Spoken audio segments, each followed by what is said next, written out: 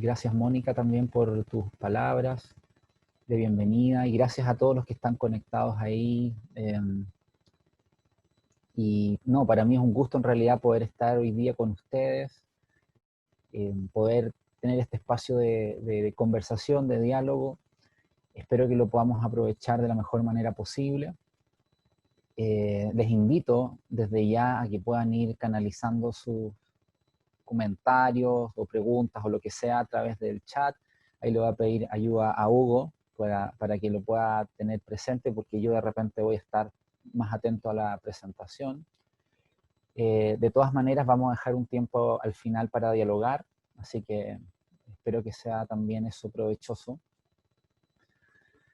Y nada, les escuchaba y hablaban de la pausa, como la importancia de poder tener este espacio de conexión con, con otros, en este caso conmigo, con nosotros, probablemente algo que sale de la cotidianidad o del trabajo que ustedes hacen, un trabajo que me imagino es bien complejo, ¿no? Por el contexto en el que estamos, familia, trabajo, etcétera. Yo lo sé en parte porque tengo un hijo de 3 años y medio, entonces eh, tengo que estar ahí también barajando la vida familiar y laboral. Y me imagino que muchos de ustedes está más o menos parecido. Y hacer una pausa no es fácil, pero al mismo tiempo es importante. Eh, y se me ocurre que podría ser bueno partir haciendo una pequeña pausa juntos, si les parece, hacer una pequeña práctica de mindfulness, de detenernos. Eh, Puede ser una práctica de unos 2 o 3 minutos. Eh, en realidad no necesitas hacer ningún esfuerzo. Si estás ahí escuchando, simplemente puede ser que puedas dejarte llevar por las indicaciones que voy a invitarte a que podamos ir siguiendo. Eh, si les parece, puedes buscar hacer algún ajuste a donde estás sentado o sentada. Podemos tomarnos unos 3 o 4 respiraciones. Podemos respirar por la nariz y botar por la boca un momento. Si quieres, puedes cerrar los ojos. Yo lo voy a hacer.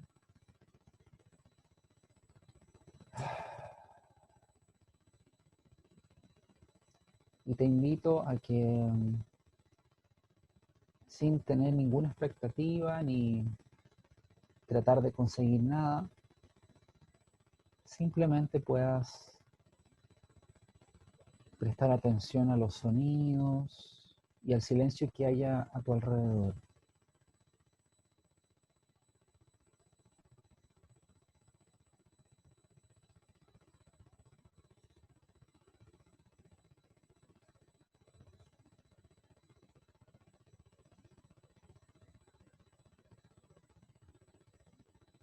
Y muy de a poco puedes ir llevando tu atención o percibiendo cómo estás respirando,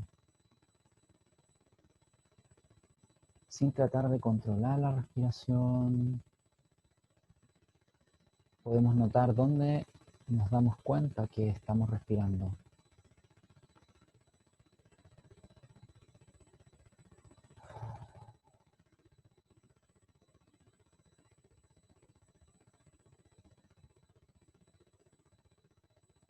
Y poco a poco puedes notar si necesitas hacer algún ajuste a tu cuerpo, a tu postura. Fíjate si hay alguna parte de tu cuerpo que tenga alguna tensión innecesaria y puedes quizás soltarla, soltando los hombros, soltando la mandíbula. Y es hacer una pausa, no es ni siquiera meditar ni tratar de lograr nada, simplemente detenerte unos instantes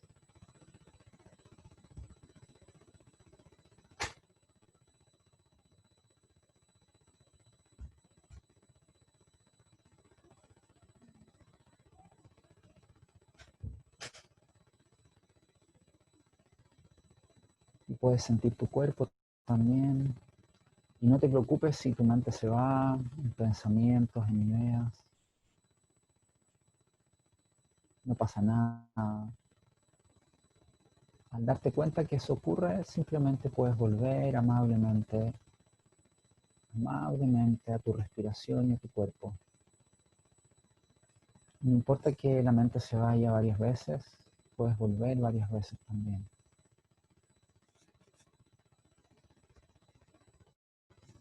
Podemos sentir nuestro cuerpo.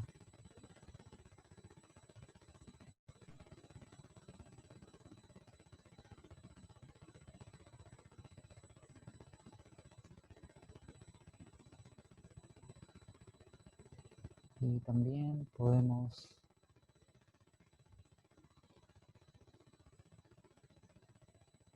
mantenernos en silencio un momento más, respirando.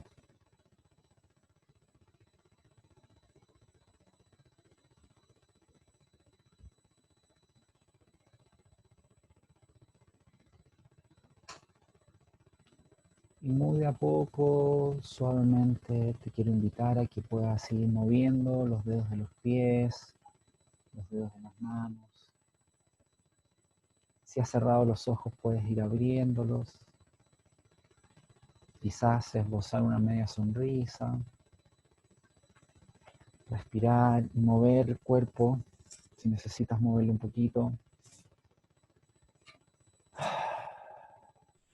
Y quizás antes de empezar, te invito a que en el lugar en el que estés, puedas mirar algo que te guste en el lugar en el que estás. Quizás una foto, una imagen, quizás el cielo, si puedes ver el cielo. Y puedas unos instantes disfrutar de eso que tienes ahí.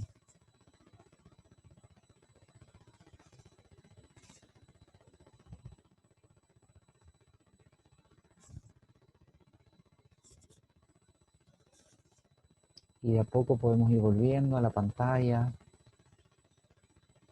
Y nota cómo te sientes quizás después de esta breve práctica. Quizás el cuerpo se sienta un poquito más liviano, puede ser, ojalá. Bueno, y vamos a ir volviendo. Eh, quiero chequear si me escuchan bien. Hugo, ¿me escucharán bien? Por acá perfecto. Vale, súper, gracias.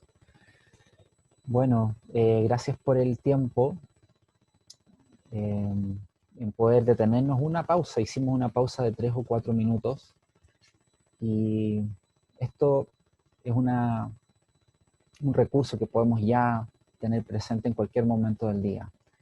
Es algo que tú puedes hacer en cualquier momento. Eh, parece que hay un ruido. Voy a sacar. ¿Me escuchan mejor ahí? Sí, había como un pequeño ruido de tipo estático, ahora Mejor. sí, mucho mejor. Gracias. Súper. Bueno, entonces voy a estar así. Bueno, quiero invitarles hoy día, luego de esta práctica de pausa, a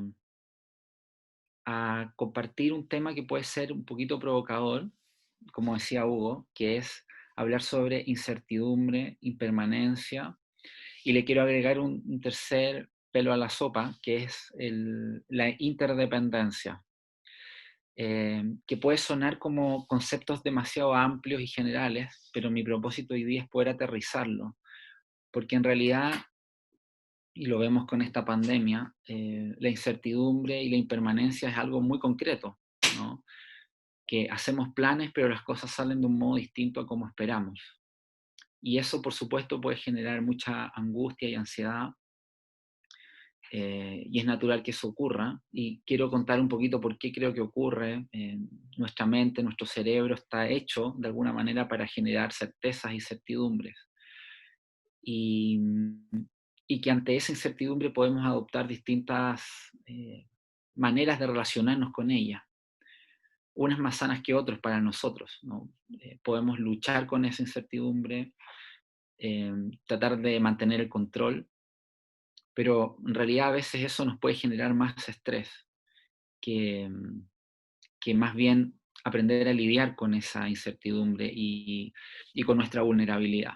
Entonces, y antes de mostrar la presentación, quisiera como contarles que la intención de esta presentación es abrir un marco amplio en que podamos comprender juntos, dialogar en torno a la incertidumbre, a la vulnerabilidad humana, que somos seres vulnerables y necesitamos por tanto el cuidado de los demás. Y eso es algo que la psicología ha ido redescubriendo en los últimos años. Y también sobre la interdependencia, cómo somos seres tremendamente interdependientes unos de otros. De alguna manera formamos parte de una red. Entonces, si les parece, voy a proyectar una presentación. Ahí le voy a pedir ayuda a Hugo para que me habilite para poder subirla.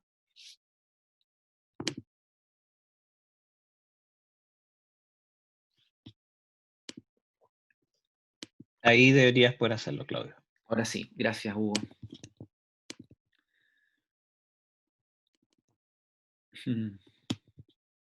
Entonces, ¿se logra ver bien? Sí, está en pantalla completa. Ya, gracias. Entonces, el título de la canción de hoy es Vulnerabilidad, incertidumbre e interdependencia. Una mirada desde la psicología y desde las prácticas contemplativas.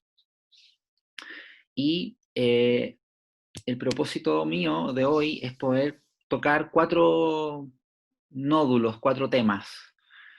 Poder tener un contexto histórico-cultural de esto.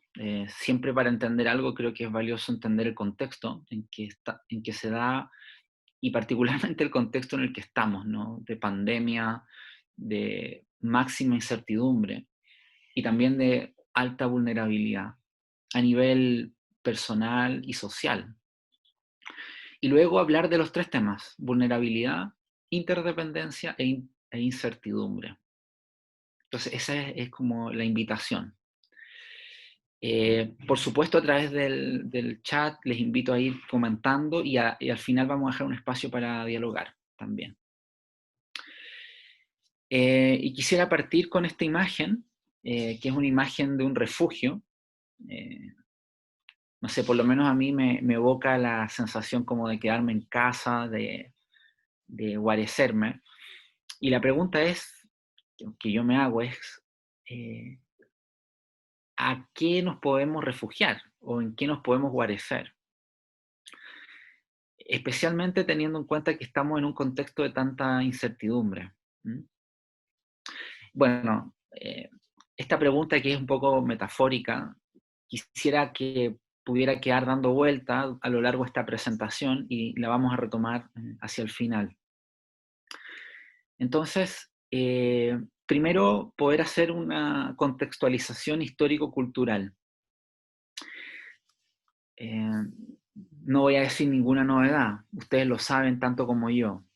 Estamos en una crisis sanitaria que además se presenta en un momento de crisis social, y si le ponemos un poco más de contexto, estamos también en una crisis planetaria, ¿no? El cambio climático nos pone también en una situación bien crítica. Entonces es como una triple crisis en realidad.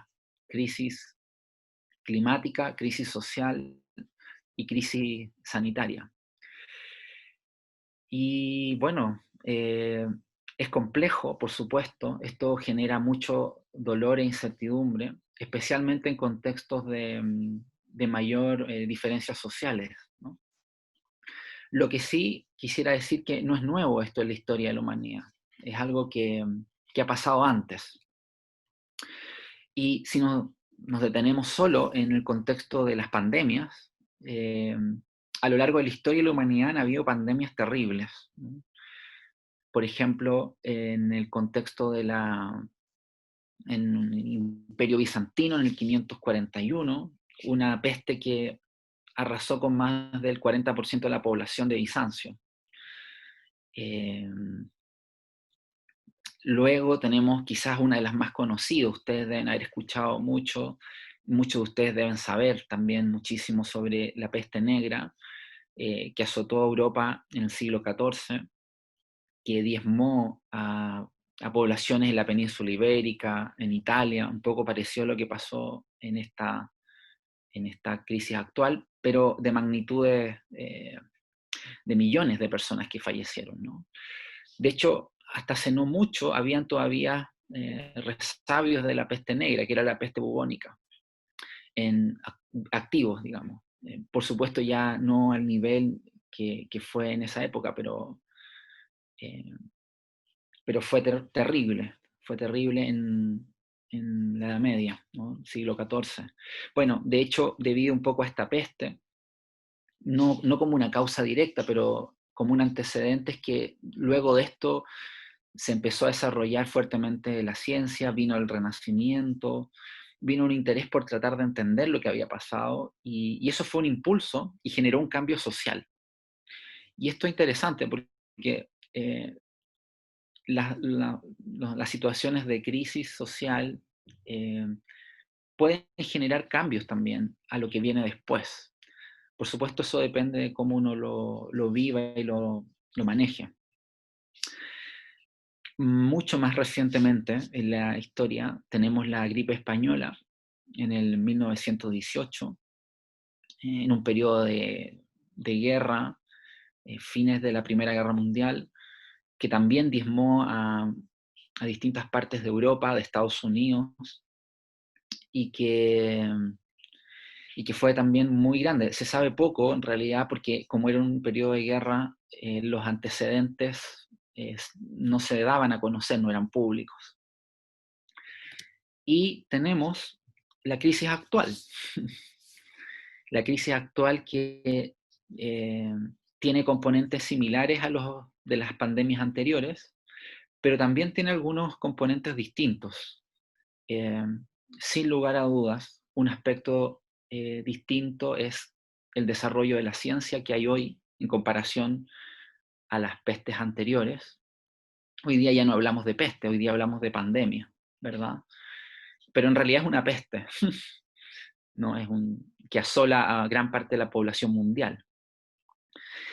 Y hoy día tenemos un alto desarrollo de la ciencia que permite, que es algo que quizás no lo visualizamos completamente, pero que se piense que de aquí a fin de año ya hay una vacuna, o de aquí al próximo año ya hay una vacuna, es algo increíble en realidad, si uno lo mira en contexto histórico. Eh, la gripe española o la peste negra asoló por años, ¿no?, las tierras europeas de América también. Y aquí estamos pensando que de aquí a un año puede haber una vacuna. Y otra cosa que quizás es distinta a esta época eh, es que también tenemos un gran desarrollo tecnológico. Por supuesto, no toda la gente, pero gran parte de la población tiene acceso a Internet. Nosotros mismos estamos hablando ahora a través de Zoom. Y esto hace, no sé si eh, a mí me hace reflexionar, ¿no?, que nos vivamos también la pandemia de un modo distinto a lo que podría haber sido sin tener Internet. No sé si se imaginan cómo habría sido esta pandemia sin Internet.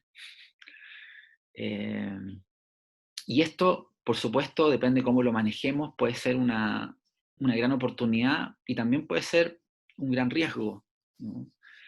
Eh, Trae pros y contras como todo, ¿no? Pero lo que sí es que nos gusta o no nos gusta, nos hace vivir esta situación en la cual estamos de manera tremendamente eh, distinta a las pestes anteriores y nos abren posibilidades. Lo que sí es claro, creo yo, a partir de lo que estamos viviendo, es que eh, probablemente como pocas veces en nuestra eh, generación, estamos viviendo un evento realmente de carácter mundial, o sea, todos estamos siendo afectados por lo mismo. Por lo tanto, tenemos una vivencia compartida. Y ¿qué revela estas pandemias de nosotros? Esa es una pregunta que yo me he hecho un poco desde que partió esta pandemia, a lo mejor seguro muchos de ustedes también se ha hecho. ¿Qué revela de nosotros? ¿Qué nos muestra? ¿Qué nos puede enseñar? Y una de las cosas que yo creo que nos enseña es que somos vulnerables. A veces somos más vulnerables de lo que creemos. Y quisiera argumentar un poquito este punto. Todos los seres humanos, como especie, somos vulnerables en un sentido biológico, porque compartimos algunas características que nos hacen vulnerables. Por ejemplo, eh, nacemos y necesitamos el cuidado intensivo de otros por mucho tiempo. Los seres humanos biológicamente somos de los mamíferos más frágiles de la naturaleza.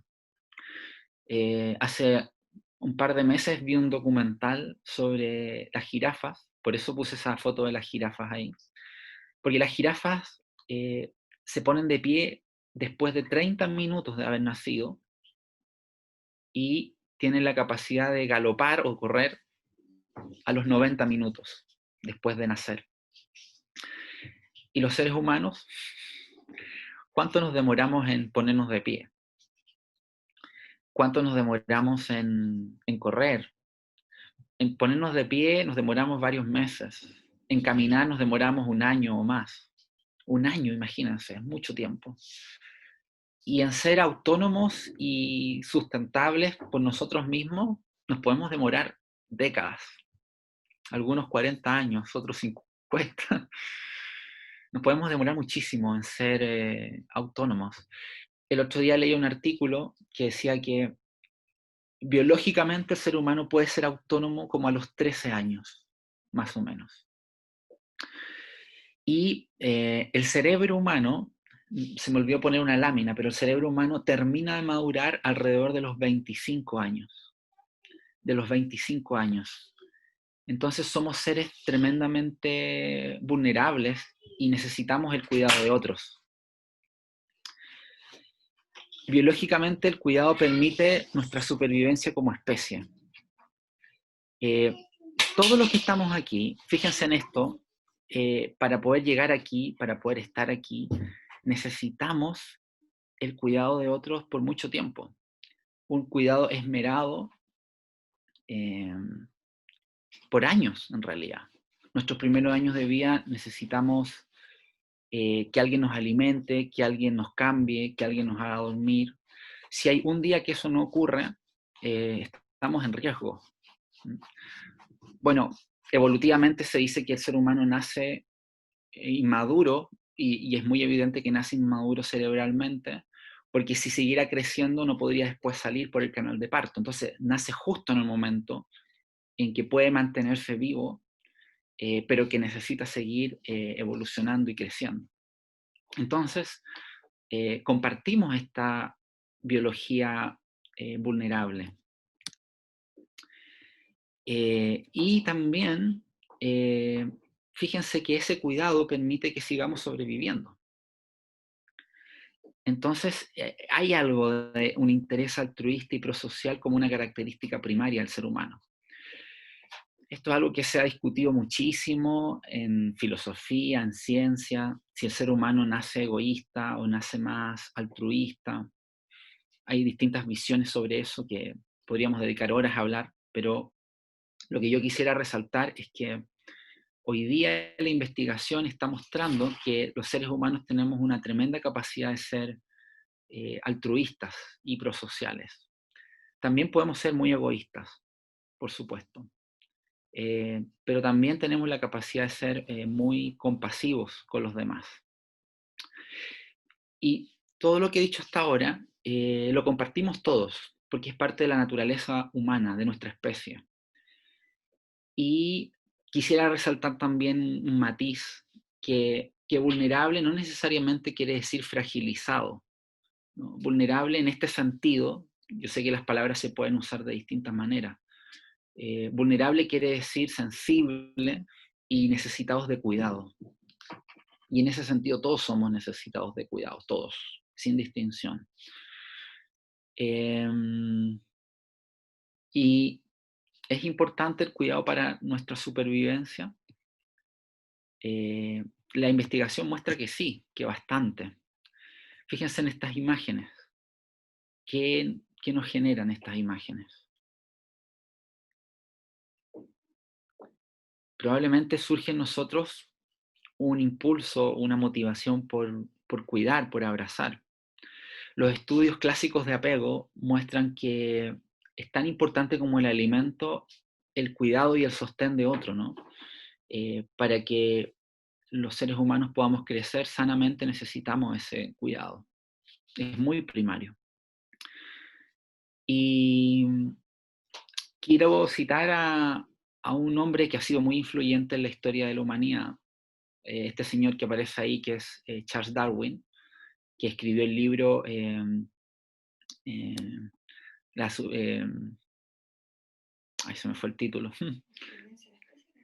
Sí, sobre las especies y el origen de las especies. Me soplan por aquí, gracias.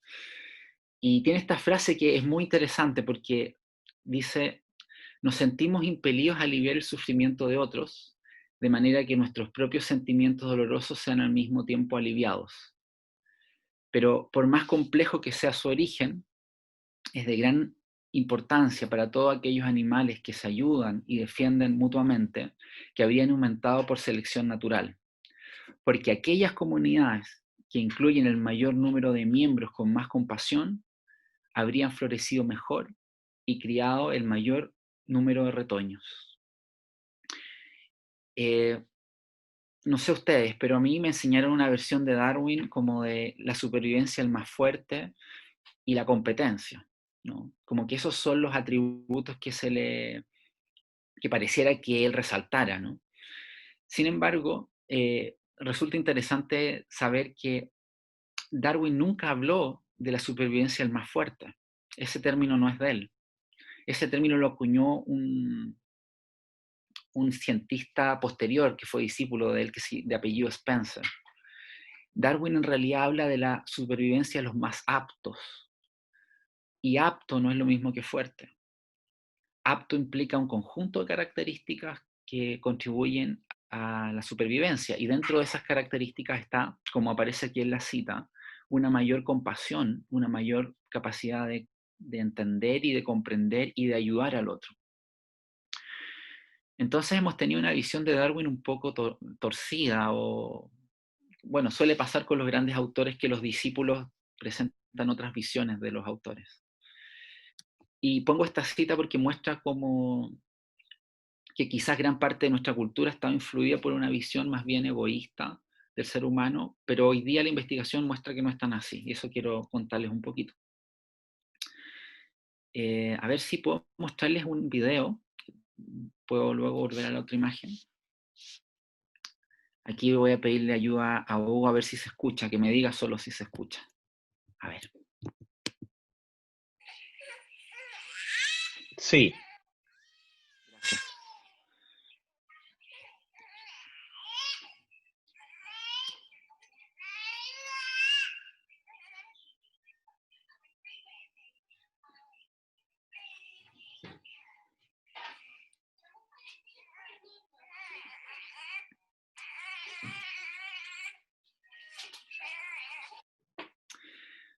Bueno, a mí no me deja de poner un poco los pelos de punta ese videíto, porque muestra también la capacidad de los niños desde muy pequeños, que tienen la capacidad de cuidar a otros.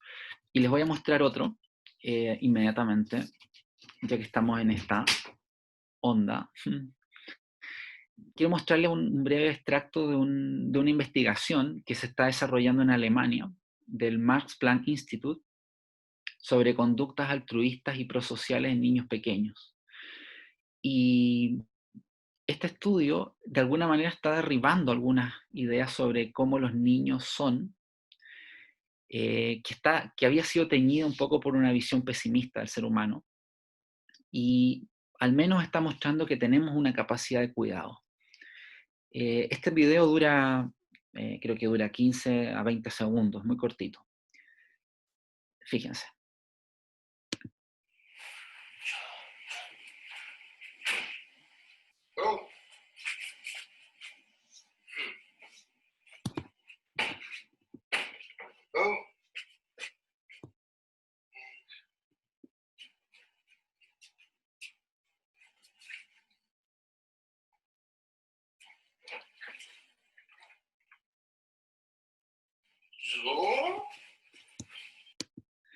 Bueno, si a alguien le interesa, voy a poder compartir la presentación, va a estar disponible para que puedan también tener los videos si les gusta, si les interesa tenerlos ahí a mano. Quiero compartir solo una idea más sobre vulnerabilidad, que desde la psicología evolutiva hay un investigador que se llama Paul Gilbert, que les recomiendo indagar si les interesa el tema. Él tiene una terapia focalizada en la compasión, tiene libros traducidos al español, terapia focalizada en la compasión, por ejemplo. Y él dice que los seres humanos tenemos 3 sistemas de regulación emocional. En la mirada clásica, un poco caricaturesca, solo tenemos uno, ¿no? El de la supervivencia, que aquí está descrito como el sistema rojo, de amenaza y búsqueda de seguridad. Pero en realidad, a lo menos tenemos 2 más, ¿no? Tenemos el sistema de la vitalidad y la excitación, que todos estos sistemas están asociados a activación de nuestro sistema nervioso y de nuestro cerebro. Por ejemplo, la dopamina, cuando nos activamos, o en la amenaza y la búsqueda de seguridad, cuando tenemos emociones como la rabia, el miedo, la ansiedad, se activa todo el sistema serotoninérgico.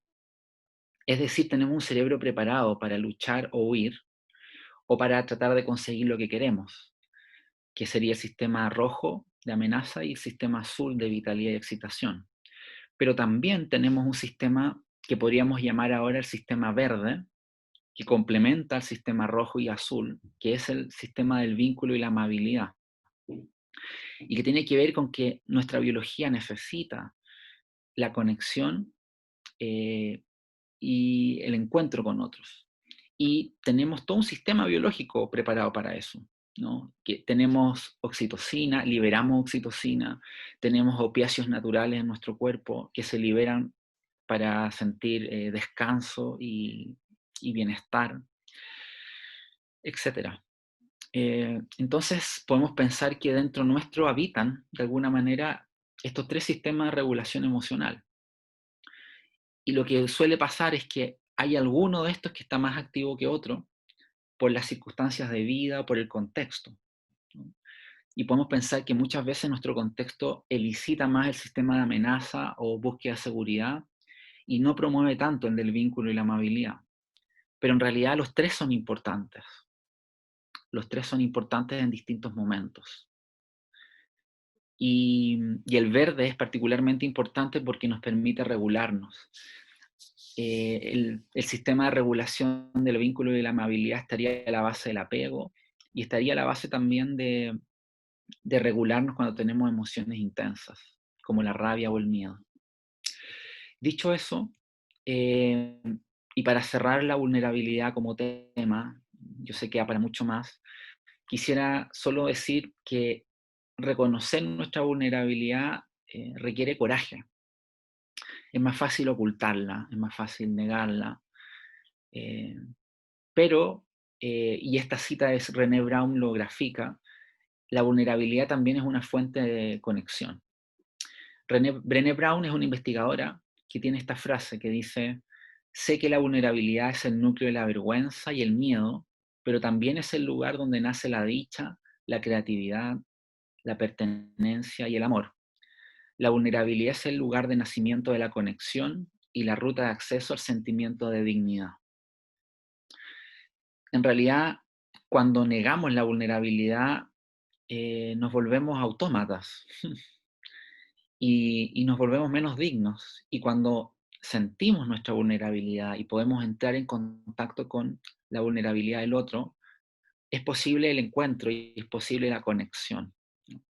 Y es cierto que esto nos puede producir miedo o vergüenza, pero también nos permite conectar con lo mejor de lo nuestro, ¿no? Nuestra capacidad de vínculo.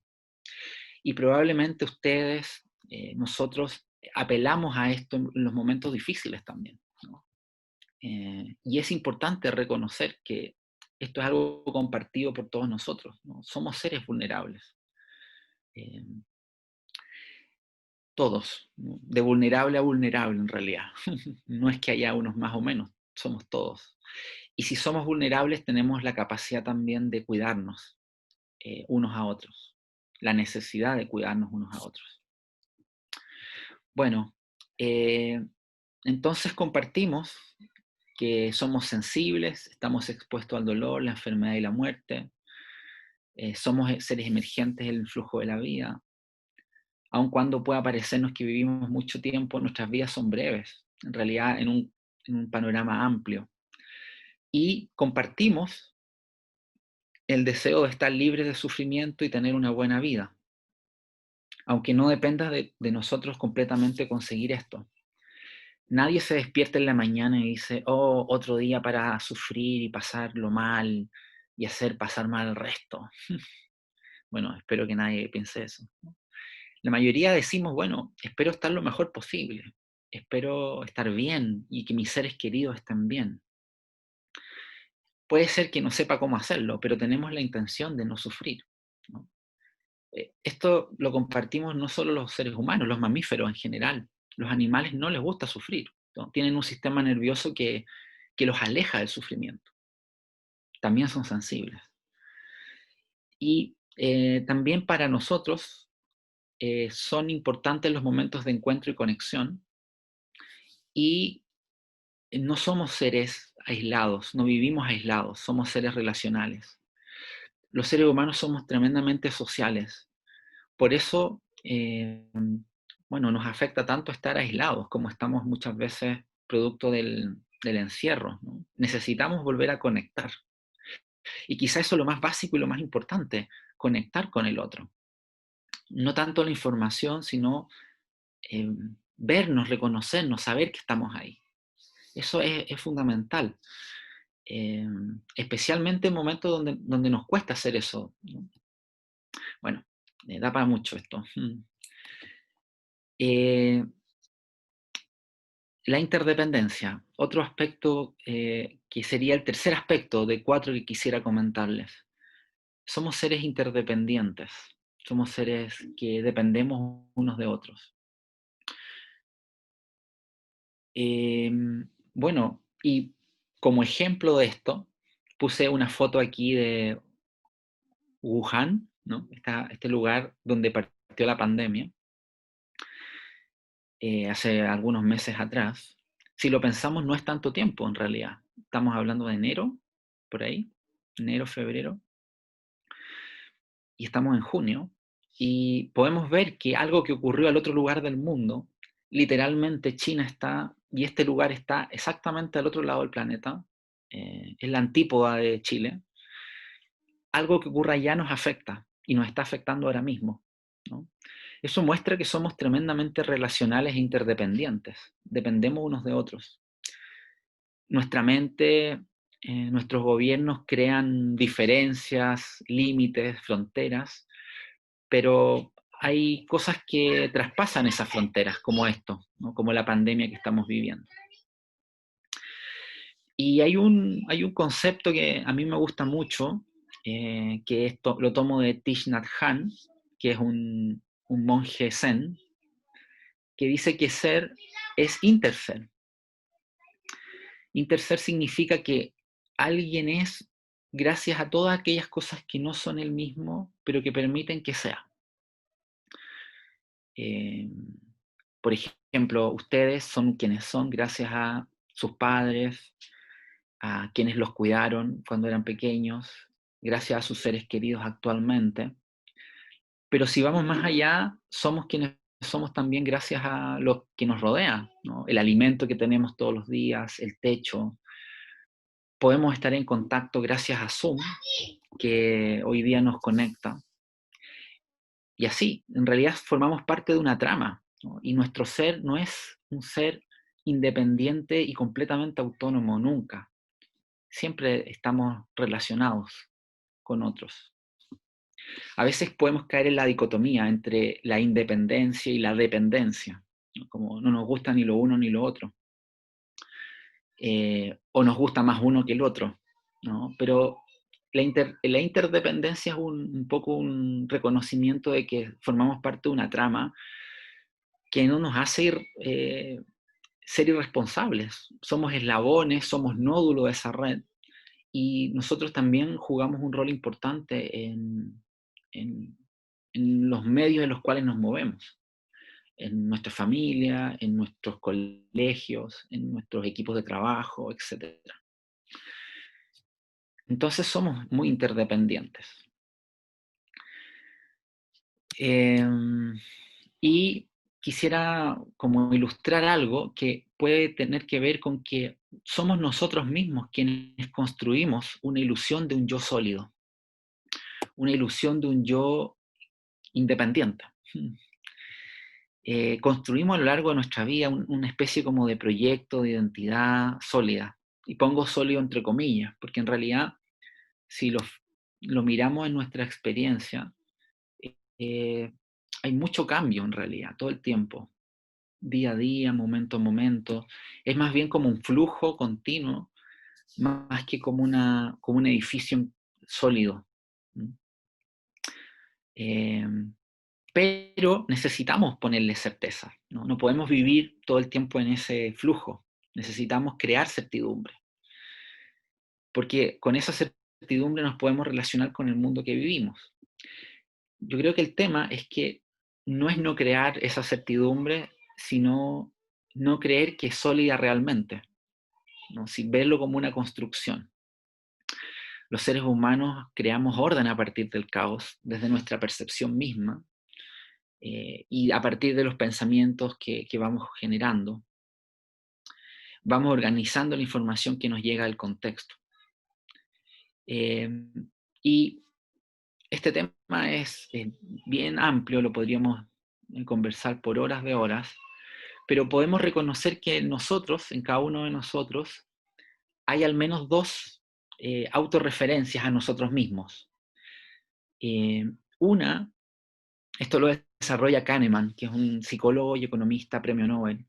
Él afirma que tenemos la dimensión de la experiencia momento a momento en nuestras vidas, así como por ejemplo cuando partimos ahora, hicimos una pequeña práctica y observamos nuestro cuerpo y nuestra respiración. Aquí está la dimensión de la experiencia, ¿no? Directa, que siempre está cambiando. Y al mismo tiempo tenemos un enfoque narrativo, que tiene que ver con los discursos y las palabras y las narrativas que tenemos de nosotros, que muchas veces refuerzan nuestra identidad. Y si lo pensamos, somos seres que vivimos en estas dos dimensiones, ¿no? La dimensión experiencial y la dimensión narrativa de los discursos. Y ambas son indisociables, ¿no? Pero no nos olvidemos que en última instancia somos un continuo flujo de experiencia, ¿no? Somos un yo que nace y muere a cada instante. Y ni siquiera hay un testigo estable e infalible. Ese testigo también va cambiando a lo largo del tiempo. Dicho de manera simple, nosotros hoy día nos vemos a nosotros mismos distinto a cómo nos veíamos cuando teníamos 3 o 4 años. Y probablemente nos vamos a ver distinto en 10 años más.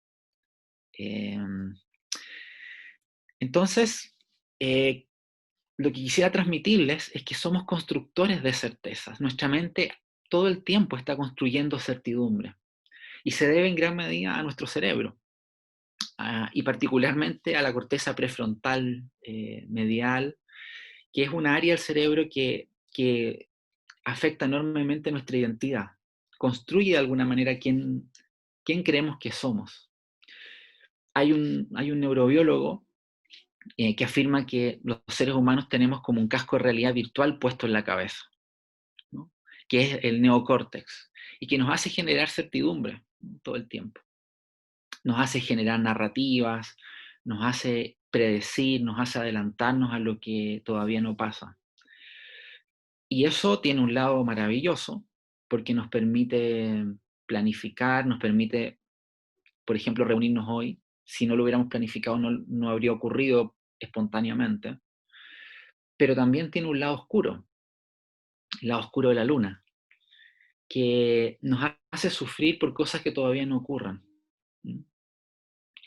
Nos hace estresarnos por cosas que ni siquiera han pasado. Solo lo voy a mencionar, hay un libro muy interesante que se llama ¿Por qué las cebras no tienen úlceras? de Robert Sapolsky. A lo mejor alguno lo ha escuchado. Y cuenta, a propósito de esta capacidad que tenemos de planificar que nos puede hacer sufrir, él cuenta que si en la sabana africana hay un conjunto de cebras y un león las persigue, imagínenselo, un león las persigue y las cebras salen arrancando, y en el mejor de los casos para las cebras, ninguna es atrapada por el león. Las cebras tienen la capacidad a los 5 minutos de estar en el mismo lugar pastando como si no hubiera pasado, sin ningún problema. ¿Y qué pasa con nosotros, con los seres humanos? Imagínense el mismo escenario. Nosotros ahí de safari en África, el león nos aparece y nos trata de comer y nosotros arrancamos y nos salvamos todos, igual que las cebras. Imagínense dónde estaríamos los 5 minutos después de que ya haya pasado el peligro. Les aseguro que no estaríamos en el mismo lugar donde nos atacó el león al comienzo. Estaríamos pensando en irnos, en nunca más llegar ahí, en tomar un seguro. Y lo que está actuando ahí es el neocórtex, ¿no? Es nuestra capacidad de imaginarnos y proyectar cosas que, bueno, en realidad el ataque del león ya pasó, ¿no? Pero nos adelantamos a que puede volver a pasar. Y eso nos puede hacer sufrir mucho.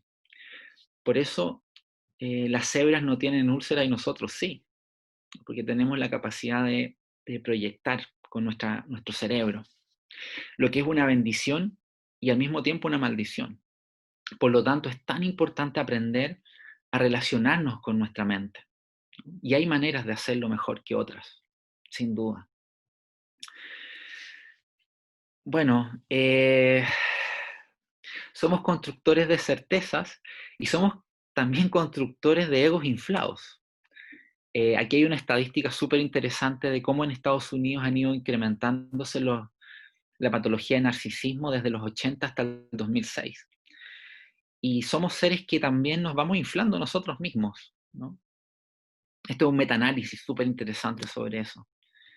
Y el contexto que vivimos, que lo creamos nosotros mismos, ¿no? No es algo creado por la naturaleza, nosotros vamos creando nuestra cultura, nuestra sociedad, también va influyendo en quién somos y cómo nos vemos. Por ejemplo, fíjense en este dibujo, es un cómic, se lo tomé a Ken Gergen. Una mamá le dice a su hijo: debes ser sensible ante la realidad de que el resto de los niños es inferior a ti. Es trágico en realidad, ¿no? Pero muestra cómo la influencia que tienen los padres, los otros en nuestra identidad, ¿no? En sentirnos mejores o peores que otros. Y los otros juegan un rol súper relevante en la construcción de nuestro yo, de nuestra identidad. Pero no nos olvidemos que es una construcción. Y quiero mostrarles un breve video sobre cómo nos afecta la comparación, ¿no? Es un video muy sencillo. Aquí hay una investigadora y hay 2 monos capuchinos y se pueden ver uno al otro. Y les da una tarea, les da una piedra y ellos tienen que devolver la piedra. Fíjense en el video. Pero hay una sola diferencia entre los 2 monos. A uno le dan de premio una pasa, que es un premio muy anhelado y rico porque es dulce, y al otro mono le dan un pepino, que es más insípido. Y el mono que recibe el pepino puede ver que el otro recibe una pasa. Y fíjense lo que pasa. So she gives a rock to us, that's the task. And we give her a piece of cucumber and she eats it. The other one needs to give a rock to us. And that's what she does. And she gets a grape. And she eats it. The other one sees that. She gives a rock to us now, gets again cucumber.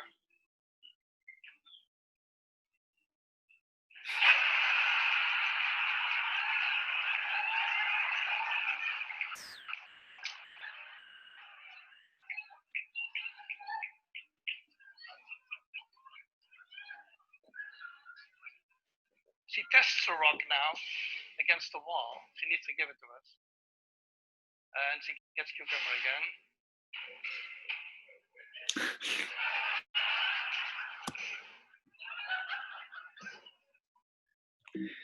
Bueno, este sí es más cómico. La comparación social puede hacernos sufrir también, muchísimo, ¿no? Y las diferencias también nos pueden hacer sufrir mucho. Incluso, imagínense ustedes en el lugar del mono que recibe la pasa, probablemente también podrían sentir miedo, porque el otro mono se va a enojar y va a tratar de quitarme las pasas, ¿no? Entonces, en realidad el tema de la comparación y de la separación de unos con otros es una construcción que puede jugar un rol muy importante. Entonces, quiero leerles una cita de Albert Einstein, que a mí me gusta mucho, y que grafica un poco la ilusión de un yo separado. Él dice: un ser humano es una parte del todo, llamado por nosotros universo, una parte limitada en el tiempo y en el espacio. Él se experimenta a sí mismo, sus pensamientos y sensaciones como algo separado del resto, una especie de ilusión óptica de su conciencia. Esta ilusión es una especie de prisión para nosotros, que nos restringe en nuestros deseos personales y al afecto por unas cuantas personas cercanas a nosotros. Nuestra tarea debe ser liberarnos de esta prisión al ampliar nuestro círculo de compasión para abrazar a todas las criaturas vivientes y a toda la naturaleza en su belleza. Nadie es capaz de lograr esto por completo, pero el esfuerzo por tal logro es en sí mismo parte de la liberación y una base para la seguridad interna. Ampliar nuestro círculo de compasión y abrazar a todas las criaturas vivientes y a toda la naturaleza, reconociendo que no somos un yo separado. Y hay un término que grafica muy bien esto, que es Ubuntu, que significa soy quien soy gracias a otros, ¿no? Es un término que viene de las culturas primitivas africanas. Y Ubuntu significa esto, de que mi identidad en realidad está constituida por los otros también. No soy una identidad separada de los demás. Y hay un pequeño cuento que a lo mejor lo han escuchado, que es el de un antropólogo que va a una villa en África y que pone a prueba a unos niños y les dice, les voy a dar una canasta de manzanas al primero que llegue en una carrera. Entonces los pone a todos en una línea, les dice al que llegue a esta otra línea va a recibir, el primero que llegue va a recibir el canasto de manzana. Y los niños, en vez de correr y tratar de llegar primero, se toman de la mano y llegan todos juntos a la meta. Entonces el antropólogo les tiene que dar, pues había comprometido a darle las manzanas, pero les pregunta, ¿por qué no corrieron más? No llegó uno primero y se llevó todas las manzanas, habrías tenido más manzanas para él. Y le responden los niños que en realidad no tiene mucho sentido eso, porque ¿qué sacaría él con llevarse todas las manzanas y comérselas todas si es que los demás no tienen ni una manzana y lo pasan mal? ¿No? Entonces, creo que es un buen ejemplo, ¿no? De que, y muy concreto, de que solo cooperando y conectando con otros podemos lograr nuestros propósitos más amplios, ¿no? Y que la competencia no es sustentable a mediano y largo plazo. Y aquí surge la noción de humanidad compartida, ¿no? que creo que es un concepto que vale la pena ponerlo sobre la mesa hoy día más que nunca, ¿no? Hoy día que estamos viviendo un desafío humano, como humanidad completa, ¿no? Con la pandemia y con las crisis que estamos viviendo, necesitamos una visión de humanidad compartida, de que somos parte de una comunidad, de que la familia humana es una comunidad. La Madre Teresa de Calcuta, por ejemplo, dice que, y más allá de cualquier creencia religiosa, dice que el problema que tenemos es que el círculo de nuestra familia lo trazamos demasiado estrecho y que en realidad necesitamos ampliar el círculo de nuestra familia. Y es que en realidad somos parte de una familia, ¿no? La familia humana. Y hoy día, y esto es uno de los temas que más me interesa hoy, es el tema de la humanidad compartida. Se ha investigado muy poco sobre esto. Sabemos mucho más sobre deshumanización, sobre todas las cosas que nos diferencian, sobre las dinámicas endogrupo y exogrupo. La psicología social sabe mucho de eso, pero sabe poco sobre los procesos de humanización. Y hay una investigadora que se llama Christine Neff, que está investigando el tema hace muchos años, y define la humanidad compartida como la capacidad de entender que la experiencia humana que vivimos forma parte de una experiencia más amplia, compartida por otros, en lugar de verlo como experiencias individuales y separadas. Y lo interesante es que podemos empezar a pensar desde esta lógica, desde la humanidad compartida. Necesitamos empezar a rediseñar o resoñar lo humano. Y creo que estamos en un buen momento histórico para hacerlo. Es más, creo que si no lo hacemos ahora, corremos serios riesgos como humanidad. Entonces, tenemos la capacidad de ampliar el círculo de la compasión y el círculo del cuidado. Por biología tenemos eso restringido, no restringido, pero como a nuestros seres queridos, a nosotros mismos, tenemos la capacidad natural de hacerlo. Pero hoy día se sabe que tenemos la capacidad de ampliar también esa compasión a los demás, a las personas neutras, a los desconocidos, incluso a los enemigos, a las personas que nos han hecho algún daño, a la humanidad completa, e incluso a los seres sintientes y a la naturaleza. Y también incluyéndonos a nosotros mismos. Entonces, y quizás para ir cerrando ya, que por lo menos a mí se me ha pasado volando, hablar un poquito de incertidumbre. Somos constructores de certezas. Y lo interesante es que somos nosotros los que construimos esas certezas, pero en realidad la incertidumbre siempre está ahí, en todo momento.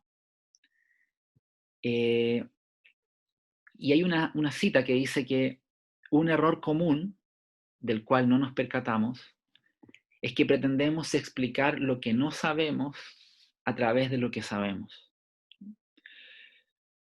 Y esto nos pasa a todos. Tratamos de explicar las cosas que no sabemos con lo que sabemos, pero en realidad hay un montón de cosas que no sabemos. Y la pregunta es cómo nos relacionamos con lo que no sabemos, con lo incierto. Y creo que hoy más que nunca necesitamos aprender a relacionarnos con la incertidumbre y con lo que no sabemos, para realmente aprender de eso. Más que construir certezas a partir de lo que ya sabemos, ¿no? Más que construir castillos de naipes, o más que construir certidumbres que hoy día se están cayendo a pedazos, ¿no?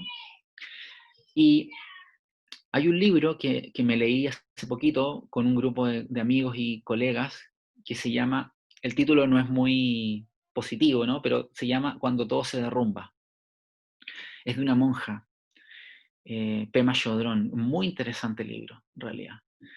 Y ella habla de que cómo afrontar cuando cuando sacamos la alfombra del piso, ¿no? Cuando las cosas ya no tenemos en qué sustentarnos.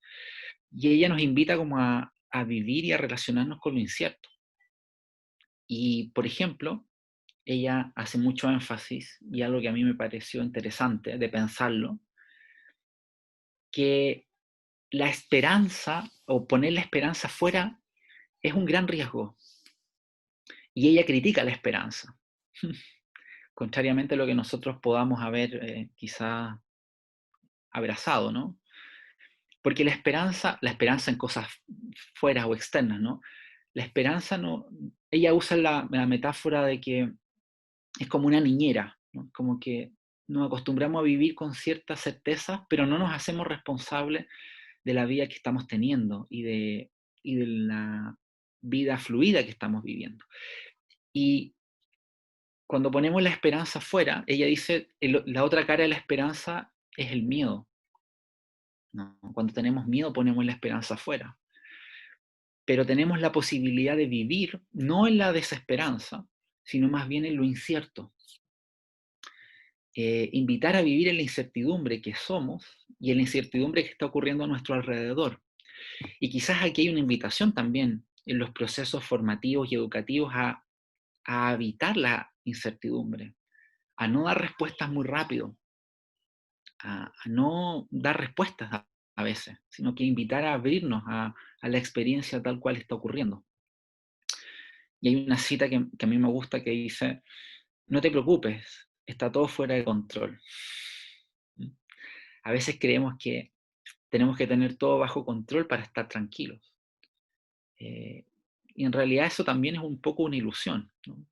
Por supuesto necesitamos un cierto control de ciertas cosas, por supuesto que sí, pero reconocer que es algo que nosotros construimos.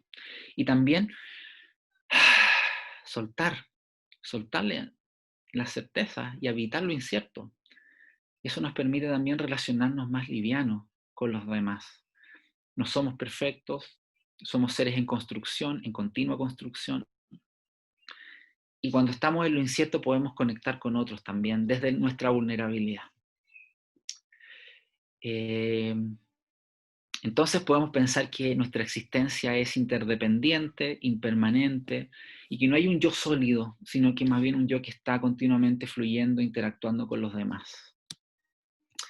Y volvemos a nuestro refugio. ¿En qué podemos refugiarnos?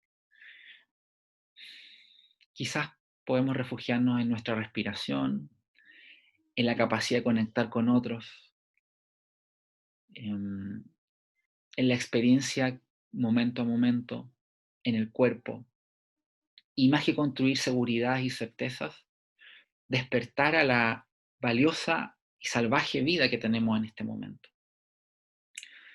Y creo que hoy esa es una invitación más que a seguir construyendo certidumbres. Bueno, les agradezco mucho la escucha que han tenido. Vamos a abrir un espacio, espero, Hugo, de diálogo. Sé que dije varias cosas provocativas y bueno, voy a invitarles a dialogar. Voy a sacar la presentación para que podamos escucharnos. Gracias, Claudio. Mira, estaba leyendo algunos mensajes o preguntas que llegaron hay algunos comentarios que están en el chat, pero también hay algunas preguntas que llegaron de manera interna. No sé si las tienes a la vista, tú son como 4. Y se repite, por lo menos, hay 2 o 3 que hablan, y que algo que también me surgió en algún minuto de la presentación, pensando en Maturana. Inmediatamente surge a la luz Maturana, que es el tema del altruismo.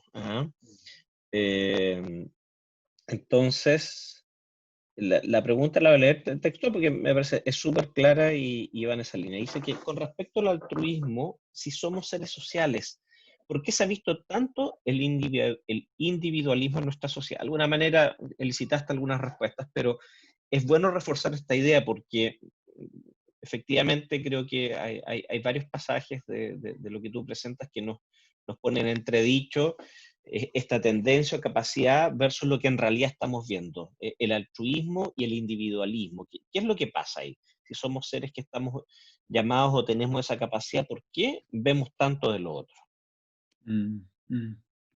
Gracias, Hugo. Sí, es tremendamente buena pregunta. Quizás yo diría, tratando de mantener el contexto amplio, que si uno lo mira en la historia, el individualismo es una corriente de pensamiento muy nueva en la historia de la humanidad. En realidad, el individualismo surge como corriente de pensamiento fuerte con la modernidad. Y eso hace nada en la historia de la humanidad. Y si lo pensamos, se refuerza en el siglo XX, ¿no? Con ciertas ideas políticas, quizás, con ciertas visiones de mundo, con la idea de la competencia, quizás también con la idea del consumo. Yo creo que individualismo y consumo dialogan mucho, porque para poder vender algo necesito que haya personas que consuman, individuales, ¿no? Y la idea de la cooperación y el vínculo atenta un poco contra la idea de consumir mucho, ¿no? Porque se vuelve un poco insustentable el consumo masivo al menos. Entonces creo que el individualismo es una de las posibilidades que tenemos como especie, que la podemos cultivar, pero también no estamos ni condenados, ni es la única opción. Y la historia de la humanidad muestra muchos ejemplos en que el individualismo no prima. Quisiera poner un ejemplo cortito, muy específico sobre esto. Por ejemplo, después de la Segunda Guerra Mundial, se vio que los niveles de resiliencia eran mucho mayores en mujeres que en hombres, y la razón que se investigó de eso fue porque, por ejemplo, los hombres tenían una actitud un poco más individualista y trataban de resolver los problemas yendo al bar o yendo a tomar. En cambio, las mujeres, la manera que tenían de resolver problemas era conversándolos con otras mujeres, conectándose, generando vínculos. Y yo realmente creo que eso no tiene que ver con el género, sino que tiene que ver con un aprendizaje. Y podemos aprender o cultivar más la cooperación, o podemos también elegir ser más individualistas y estar en paradigma de la competencia. Ambas opciones están, solo que podemos regar una más que la otra, o podemos promover una más que la otra. Por ejemplo, me hacen el comentario en relación a esta pregunta que, claro, en el contexto educativo, habla cómo resistimos, dice cómo resistimos el individualismo en la escuela, ya que nos vemos invadidos por los beneficios sociales, las calificaciones u otros elementos. Claro, que la prueba SIMSE, que el ranking, etcétera. Efectivamente, ahí hay un murallón, un aterrizaje a la realidad bien intenso. Quizás no sé todavía, yo también tengo un hijo pequeño, lo veo bien colaborativo, pero veo hijos más grandes, de amigos, conocidos, séptimo, octavo, primero, medio, y ya empezamos con toda la dinámica de los rankings, de esto, lo otro, y una competencia feroz. Sí, y el mundo que se nos viene, probablemente vamos a necesitar colaborar mucho. Yo estoy, hace rato te debe pasar también, Hugo, y a todos los que tienen niños, hijos chicos, ¿qué mundo va a venir para nuestros hijos después de esto que estamos viviendo y en las crisis que estamos enfrentando? Y lo que yo tengo claro, tengo muchas cosas que son muy inciertas, pero hay una cosa que es clara. Tengo dos cosas claras. Una es que el mundo va a cambiar. No sabemos muy bien cómo, pero va a cambiar. Y lo segundo es que transmitir información o conocimientos de contenido no tiene sentido en realidad, porque Google en ese sentido es insuperable. Sin duda, o sea, Google va, o sea, ¿qué saco yo con enseñarle cosas si Google se lo puede decir con más detalle y claridad en segundos? Pero lo que sí va a hacer la diferencia, y algo que Google no puede hacer, es en el modo en cómo nos relacionamos. Las habilidades socioemocionales, ¿no? La capacidad de empatizar, de conectar, de entender, de cooperar, de generar equipos. A propósito de la pregunta, ¿no?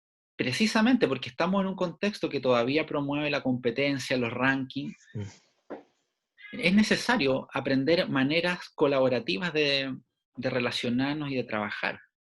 Y seguro que nuestros hijos y los chicos que están en los colegios, esa va a ser una habilidad crítica para poder estar bien. Correcto. Tenemos espacio para algunas preguntas. Ya se han ido familiarizando con el chat, con el sistema Zoom. Entonces, por favor, levantar la mano. Ya tengo una persona que levantó la mano para poder hacer una pregunta en vivo. Lo voy a convidar. Tiene un nombre. Vamos ahí a permitir hablar.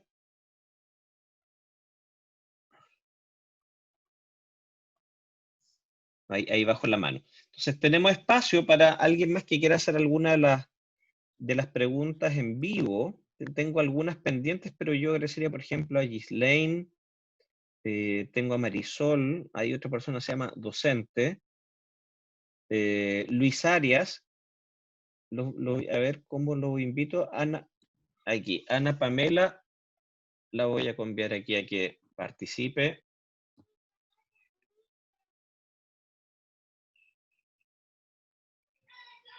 Ana Pamela, tienes que prender tu micrófono para poder compartir tu pregunta.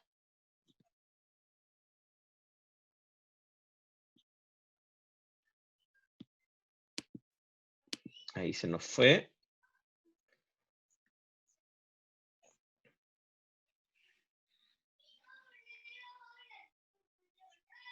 A ver, por ejemplo, ¿cómo invito a lo que pasa? Ustedes tienen la opción de levantar la mano en el chat. Entonces tengo algunas preguntas que están escritas. Lo ideal sería poder... vamos, por ejemplo, aquí tengo... Vamos a ver si lo encuentro. Ahí vamos a invitar a Luis Arias, que hizo una pregunta en relación a los valores, el individualismo y la competitividad. Ahí te solicitó, Luis, si puedes comentar un poco la pregunta.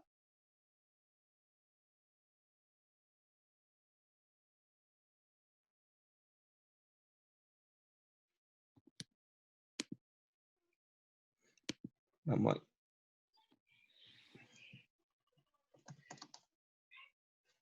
a Ghislaine, vamos a ver si se incorpora, y tengo también aquí a...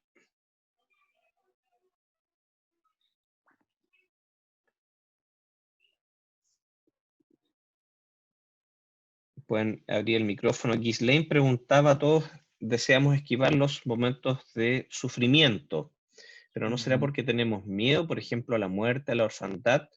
En este momento, más que contra el virus, ¿el miedo será a morir? Es una pregunta interesante. Tremendo, claro. Tremendo. Yo creo que sí, de todas maneras, el sufrimiento... Ahora sí estoy... Ahí Ghislaine. tenemos a alguien. Sí, hola Ghislaine. Hola.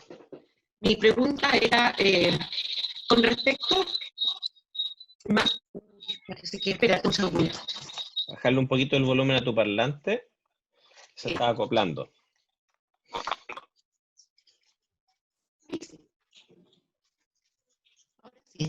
Ahora sí. Lo que yo pensaba era que si definitivamente qué era lo que más a nosotros en este momento nos afecta, si es el temor primero a contagiarnos y ese temor a la muerte, o es que realmente nosotros teníamos como que todos vamos esquivando, todo esto no queremos, nadie quiere sufrir.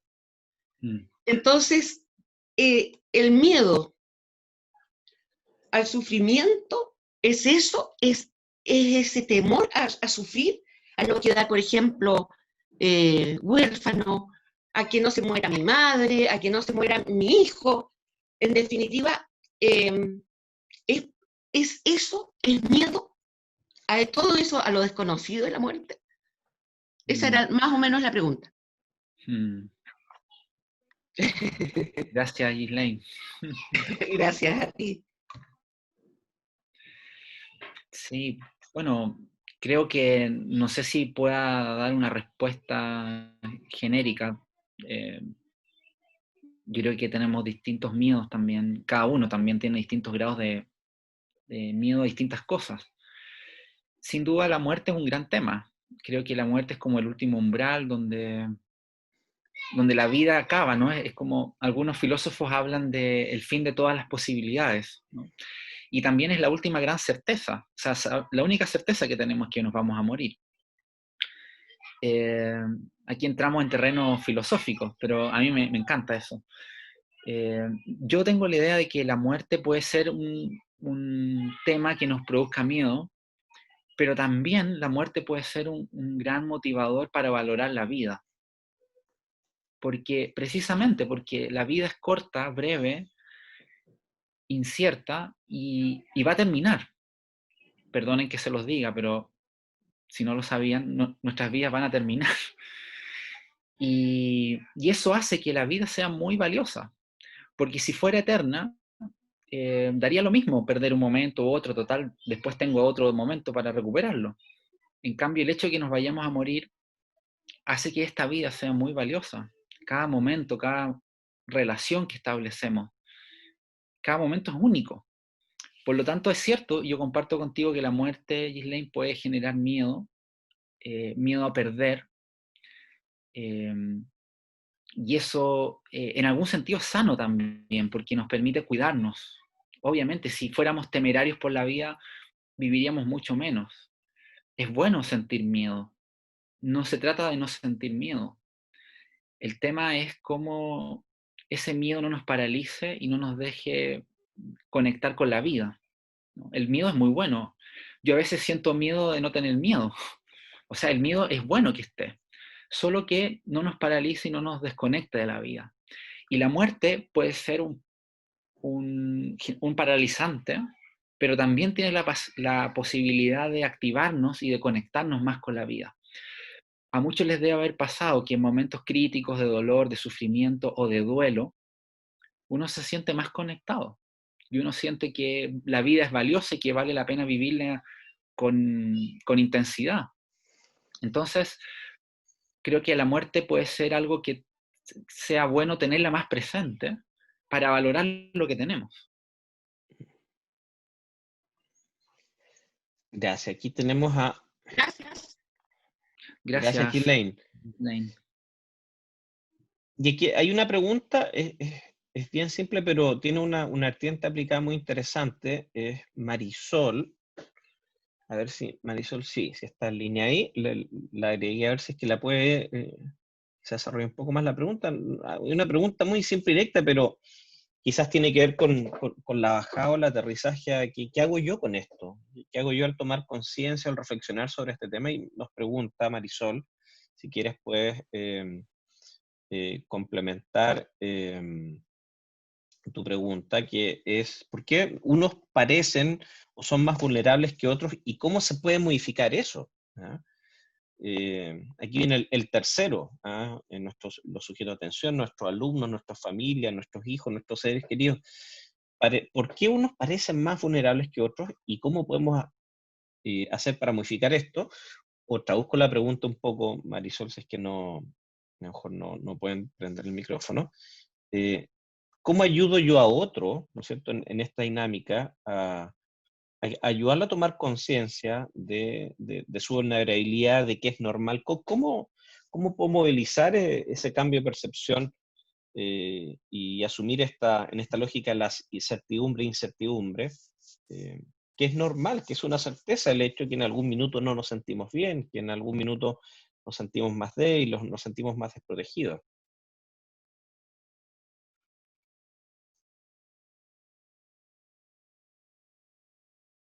No sé si Marisol está por ahí, quiera decir algo o digo yo algo. No sé si se me escucha. Ahora Muy sí, bien, Marisol, gracias. muy bien. Ah, ya. Miren, para mí el sentido de vulnerabilidad es bastante amplio. Eso era lo que yo quería decir.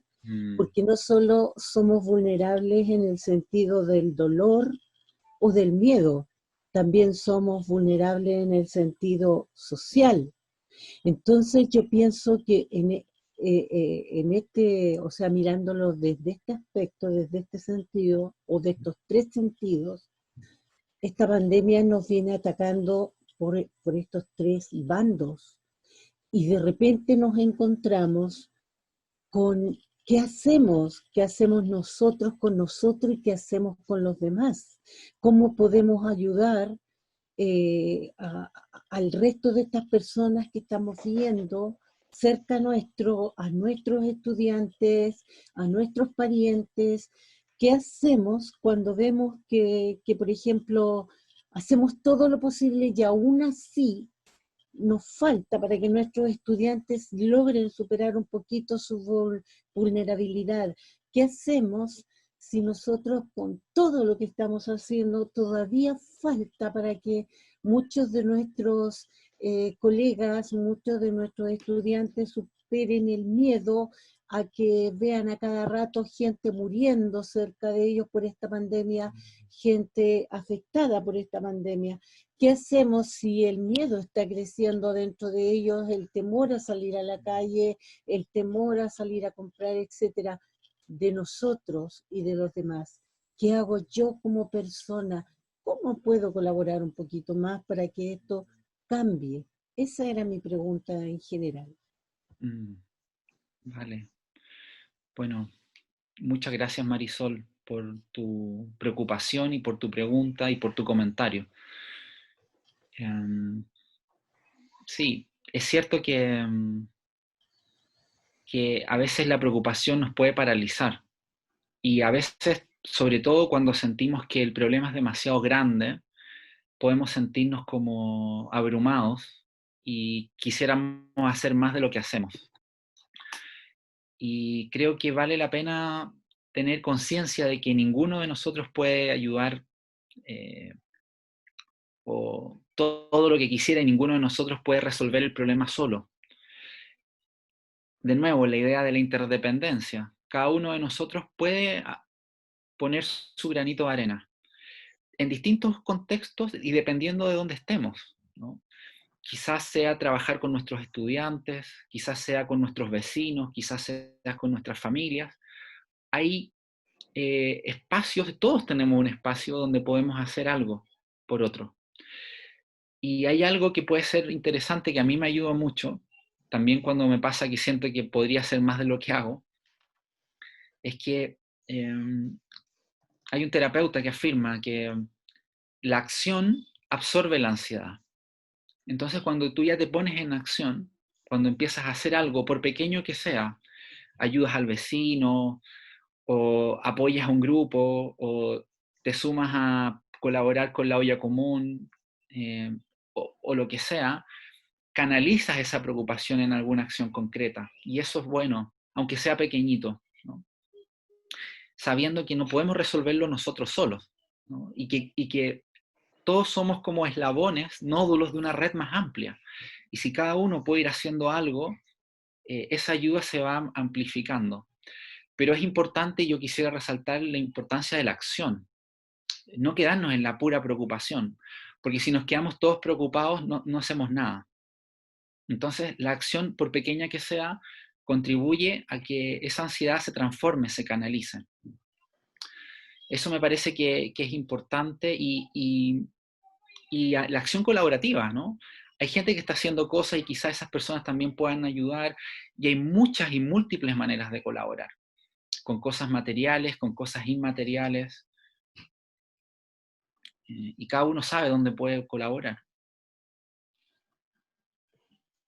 Bien, tenemos acá, vamos a dar el espacio para la última pregunta ya, y Silvia Gallo está acá con nosotros. Silvia, bienvenida adelante. Hola, buenos Hola, días. Silvia. Quiero primero agradecer las charlas y el seminario porque son buenísimos. Y espero no aterrizar tan violentamente con mi pregunta, pero Dale nomás. tengo una cosa en la cabeza hace tiempo, que es que cuando se trata digamos, de ejercer alguna acción distinta a lo que está ya establecido, uno se encuentra con muchos mecanismos de defensa, por eso lo había escrito antes, que también se generan en uno mismo, no me salgo de este fenómeno, que son sumamente entorpecedores para poder generar cambios. Esto nos pasa en todos los ámbitos, creo yo. Eso, quería ver que la pregunta es cómo hacemos para que bajemos nuestros mecanismos de defensa y no estemos siempre pensando, comillas, mal del otro. Creo que en este sentido la competencia es un punto que ustedes o sea, un punto clave en relación a este cambio necesario, que creo que tiene que ser planetario, ojalá que funcione, eh, porque sí, la competencia creo que genera muchísimos mecanismos de defensa. Muchas gracias, Silvia. Sí. Te escucho y me doy cuenta que, bueno, mencionas el tema de los mecanismos de defensa. Yo me doy cuenta al escucharte, no lo había pensado antes, pero al escucharte me doy cuenta que los mecanismos de defensa son mecanismos que nos tratan de defender de algo, ¿no? Nos tratan de proteger. Lo hacen bien o mal, pero nos tratan de proteger. Y creo que lo que está detrás de esos mecanismos de defensa es nuestra vulnerabilidad, ¿no? Los mecanismos de defensa son maneras de defendernos, de que nos sientan vulnerables, o de que alguien nos haga daño, ¿no? Sentir que alguien nos puede hacer daño nos gatillan esos mecanismos de defensa. Y creo que cada uno de nosotros puede hacer un camino para ir bajando esos mecanismos de defensa, por supuesto en contextos de cuidado, ¿no? Los mecanismos de defensa pueden ser muy útiles y valiosos para protegernos en ciertos momentos, pero no todo el tiempo. Y encontrar personas y circunstancias particulares con las cuales relacionarnos con esos mecanismos de defensa bajos, conectar con otros, desde nuestra vulnerabilidad, desde nuestra sensibilidad, en nuestra familia, en nuestras comunidades escolares, sabiendo que es un contexto difícil. Hay varias personas que han puesto en el chat, hay un contexto de competencia, hay un contexto de roles, hay un contexto, etcétera, etcétera, ¿no?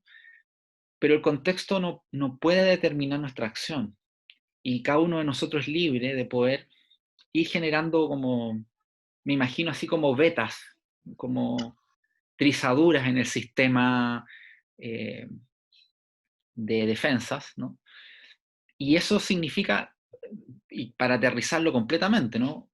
Establecer conexión con personas, conectar, quizás con un colega, quizás con algunos alumnos, quizás con tu familia, pero tener espacios de conexión, de encuentro. Y yo creo que ese es el mejor antídoto contra la competencia, contra un sistema que podemos sentir un poquito apremiante. Pero es conexión, conexión, conexión, conexión. Muchas gracias. Muchas gracias, Silvia. Estás con el micrófono apagado, Hugo. Ahí sí, gracias. Sí. Quiero dar las gracias a todos los que participaron. Hubo algunas preguntas y comentarios que son bien agudos y no siempre son simples de resolver. Esperamos al menos dar luces de que hay un proceso, ¿no?, que quizás también utilizamos a veces en exceso esta palabra, pero la co-construcción. Hablamos de co-construir por acá, por allá.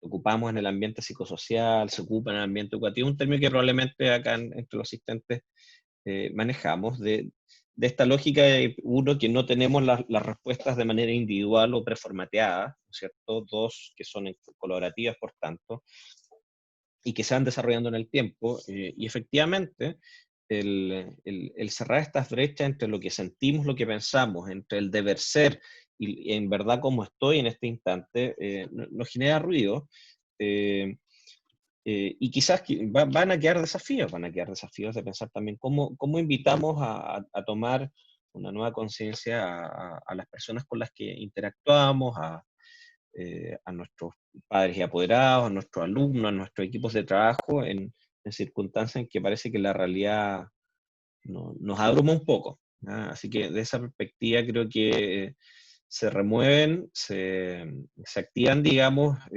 la reflexión sobre estos temas, y agradecerte por eso, Claudio, por ayudarnos a mirar aquello que no está ahí, pero no queremos o no nos es tan fácil mirar en el día a día, en el ajetreo, en la labor docente, que lo sabemos nosotros, ¿ah?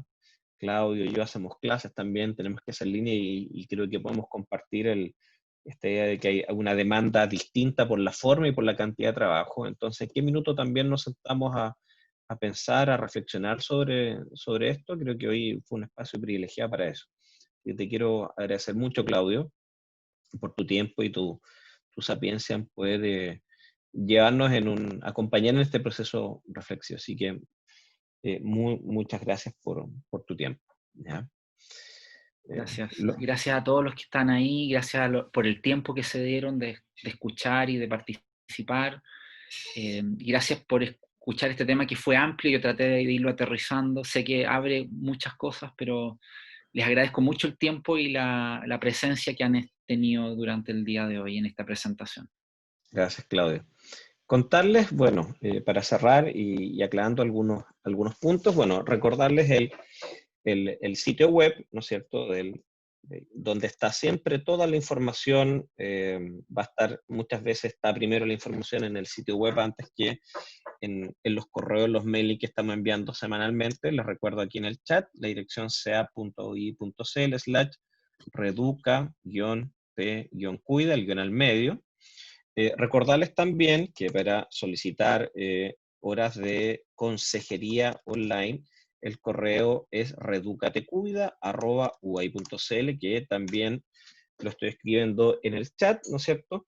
Y recordar también que el acceso al canal de chat SOS, que es un canal de atención inmediata, de contención emocional en situaciones de urgencia psicológica, está disponible en el link que está abajo, también seap.uai.cl/SOS. Ese es un canal, un servicio online, un chat atendido por profesionales que están, ¿no es cierto?, de lunes a viernes desde las 8 de la mañana a las 20 horas. ¿Ya? Es importante señalar que es un canal de urgencia, un canal destinado a la contención emocional de urgencia, en minutos en que estamos muy desbordados.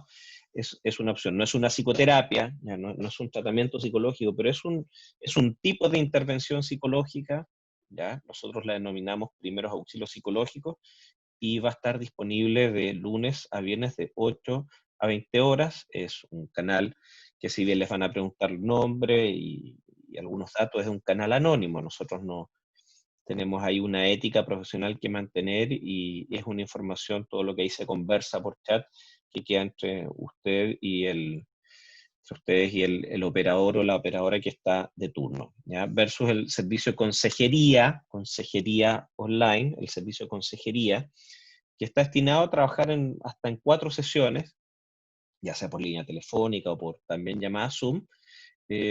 Algunos aspectos más focalizados que tienen que ver también con espacios de desarrollo personal de los participantes de la CORMUV.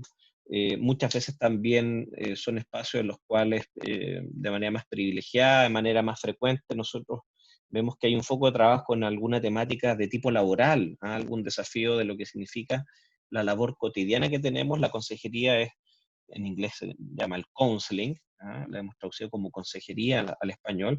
Es un espacio en el cual no es una psicoterapia, pero es una intervención psicológica en la cual, con la compañía de un consejero profesional, ustedes van a poder trabajar en algún foco, algo que les genera ruido, alguna situación que los tiene entrampados, repito, a nivel personal, familiar, pero sobre todo a nivel de los desafíos laborales que tenemos hoy en día. Bien.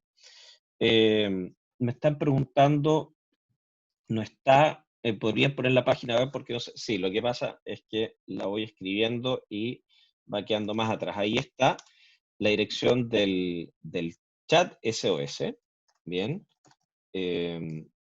Pero la página principal, la que deberían idealmente guardar en los favoritos de su navegador, es la que escribo a continuación, la que dice seap.uai.cl/reduca-tecuida. Está en el chat, esa es la página del programa, donde están todo esto que trato de explicar, los seminarios. De los próximos días va a estar también disponible este seminario, ya están los 2 primeros. La información de los cursos, ¿ya? La explicación y el canal de acceso para solicitar la hora de consejería online, etc. Toda la información, agenden esta dirección que está en el chat, seap.ai.cl/reduca-p-cuida. Y para terminar, solo en relación a los cursos, hoy día, seguramente después de mediodía, después de almuerzo, van a recibir un mail automático que viene desde la plataforma de UAI Online, ya que es la plataforma que cuenta la universidad para el desarrollo de cursos online. Perdón. Y les va a llegar la clave de acceso, los datos, la dirección, la clave de acceso. De todas maneras, en la misma dirección está el link de acceso a la página, pero la clave les va a llegar un aviso durante la tarde, un correo son cerca de 800 participantes en este curso, les va a llegar un correo con las indicaciones de su clave personalizada. Bien, y estamos en contacto. Nuestro próximo seminario masivo donde nos vamos a encontrar es la próxima semana, el día miércoles. La próxima semana tenemos 2 seminarios. El día miércoles a las 11 de la mañana, el seminario se titula Memoria Significativa, la promoción de las emociones positivas en espacios multigeneracionales, dictado por la profesora Paula Cornejo. Y el día jueves, con Paulina Ortiz, vamos a estar hablando sobre educación positiva, aportes de la psicología positiva al desarrollo de fortalezas y bienestar en tiempos de pandemia. Eso va a ser el día jueves a las 12 del día. Bien, les va a llegar como siempre, en este caso el día martes, un mail con el recordatorio de ambas conferencias, las del día miércoles y las del día jueves. Muchísimas gracias a todos, gracias Claudio, y que tengan un buen resto del día jueves. Que les vaya muy bien. Chao, chao. Chao Claudio, gracias. Chao, gracias a todos.